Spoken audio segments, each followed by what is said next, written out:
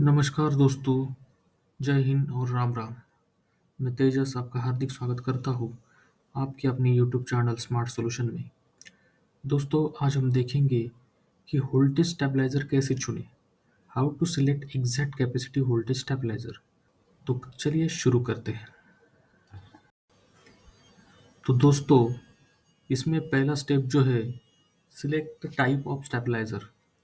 तो हमारे अप्लायंसेस के हिसाब से हमें स्टेबलाइज़र चुनना है। जैसे एसी के लिए अलग स्टेबलाइज़र रहता है, डिजिटल स्टेबलाइज़र रहता है स्मार्ट एलईडी की टीवी के लिए, रेफ्रिजरेटर के लिए अलग रहता है, सीआरटी टीवी, म्यूज़िक सिस्टम के लिए, वॉशिंग मशीन के लिए, ट्रेडमिल के लिए, ओवन के लिए, डिश वॉशर के लिए और मेन लाइन स्टेबलाइज़र रहते हैं। तो हमें चुनना है कि हमें कौन से टाइप का स्टेबलाइज़र चाहिए।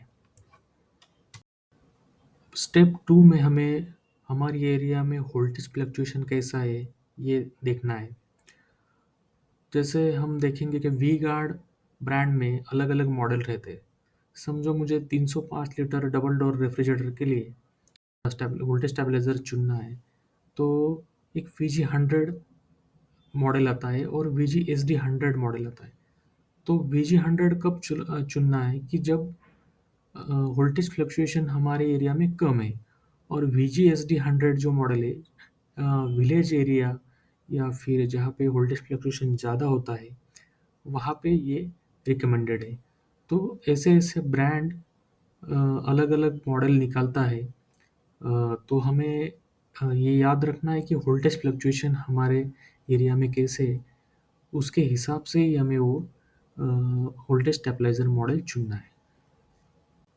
स्टेप 3 में हमें लोड कैलकुलेशन करना है। उसके लिए हम कौन से अप्लायंसेस उस सिंगल स्टेबलाइज़र पे जोड़ने वाले हैं, उसकी हमें लिस्ट करनी है। और उसके पावर इन वैट्स हमें हर अप्लायंसेस का लिखना है अलग-अलग से, और उसकी टोटल करनी है।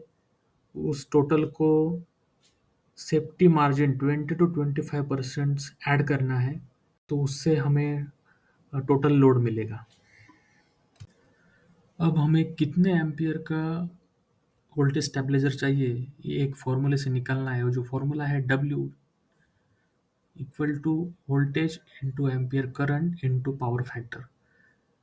तो W यानी लोड, V यानी वोल्टेज जो हमारे यहाँ इंडिया में 230 वोल्टेज और 50 हर्ट्ज फ्रीक्वेंसी है, A माने करंट एम्पियर, और PF पावर फैक्टर जो हमें एज्यूम करना है 0.8।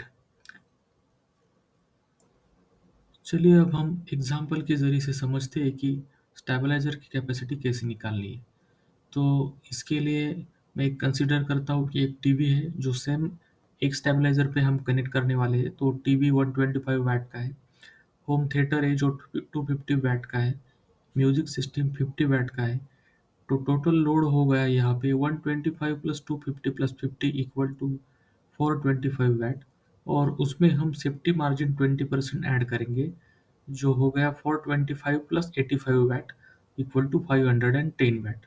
तो 510 वैट का टोटल लोड हमें चाहिए स्टेबलाइज़र पे। तो हम जो फॉर्मूला है, W equal to voltage that is 230 volt in India into ampere current into power factor. So उसमें हम ये वैल्यूज़ इंसर्ट करते हैं। तो 510 जो वैट है हमारा load, equal to 230 volt into ampere current into 0.8 power factor.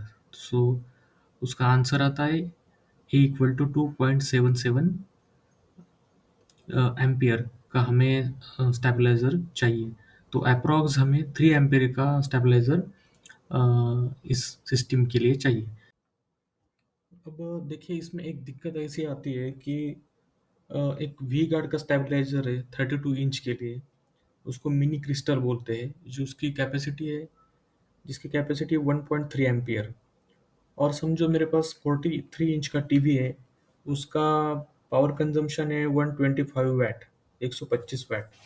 तो अगर हम इस फॉर्मूले में डालते हैं, अगर मुझे सिर्फ टीवी ही कनेक्ट करना है स्टेबलाइजर पे, तो उसका एम्पियर निकलता है लेस देन 1 एम्पियर। वो 0.90 वगैरह कुछ आंसर आता है उसका। तो अप्रोक्स 1 एम्पियर उसका रिक्वायर्ड कैपेसिटी है। तो इस कंडीशन में मैं इस 43 इंच के टीवी के लिए इस 32 इंच का मिनी क्रिस्टल स्टेबलाइजर यूज़ कर सकता हूँ क्या? तो ऐसा सवाल मैंने पूछा था, जो इंस्टॉलेशन के लिए जो टेक्नीशियन आया था।